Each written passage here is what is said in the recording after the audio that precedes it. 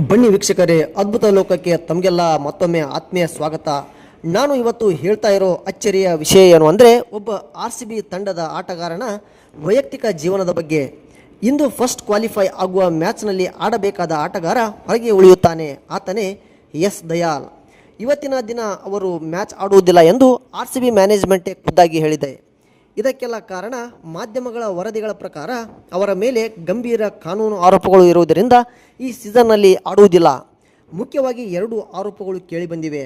ಮೊದಲನೆಯದಾಗಿ, ಒಬ್ಬ ಮಹಿಳೆಗೆ ನಿನ್ನನ್ನು ಮದುವೆ ಮಾಡಿಕೊಳ್ಳುತ್ತೇನೆ ಎಂದು ಹೇಳಿ ದೈಹಿಕ ಹಾಗೂ ಮಾನಸಿಕವಾಗಿ ಬಳಸಿಕೊಂಡ ಒಂದು ಆರೋಪ. ಆದರೆ ಇನ್ನೊಂದು ಆರೋಪದಲ್ಲಿ ಅಪ್ರಾಪ್ತೆಯ ಮೇಲಿನ ಲೈಂಗಿಕ ದೌರ್ಜನ್ಯ ಆರೋಪದಡಿ ಪೋಕ್ಸೋ ಆ್ಯಕ್ಟ್ ಅಡಿಯಲ್ಲಿ ಕೇಸ್ ದಾಖಲಾಗಿದೆ ಎಂದು ಕೂಡ ವರದಿಯಾಗಿವೆ.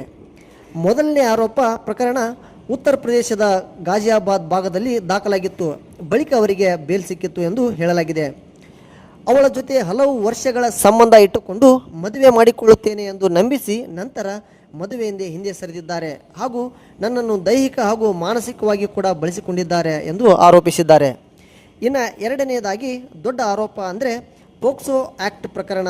2023ರಲ್ಲಿ ಜೈಪುರದಲ್ಲಿ ಒಬ್ಬ ಅಪ್ರಾಪ್ತೆಯ ಜೊತೆ ಸಂಪರ್ಕ ಬೆಳೆದಿತ್ತು ಮತ್ತು ಆಕೆಗೆ ಕ್ರಿಕೆಟ್ನಲ್ಲಿ ಸಹಾಯ ಮಾಡುತ್ತೇನೆ ಎಂದು ಹೇಳಿ ಅವಳಿಗೂ ಕೂಡ ನಂಬಿಸಿ ಲೈಂಗಿಕ ದೌರ್ಜನ್ಯ ನಡೆಸಿದ ಆರೋಪ ಕೂಡ ಇದೆ.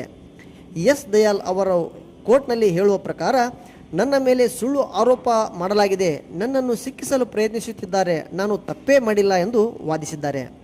ಆದರೆ ತನಿಖೆ ಇನ್ನೂ ನಡೆಯುತ್ತಿದೆ. ಕೋರ್ಟ್ ಇನ್ನೂ ಅಂತಿಮ ತೀರ್ಪು ನೀಡಿಲ್ಲ.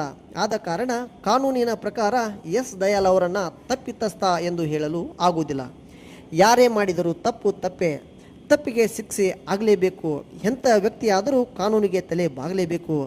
ಓಕೆ ಸ್ನೇಹಿತರೆ, ಮತ್ತಷ್ಟು ಇಂತಹ ಇಂಟ್ರೆಸ್ಟಿಂಗ್ ವಿಚಾರ ತಿಳಿಯಲು ಅದ್ಭುತ ಲೋಕ ಚಾನಲನ್ನು ಸಬ್ಸ್ಕ್ರೈಬ್ ಮಾಡಿ. ಧನ್ಯವಾದಗಳು.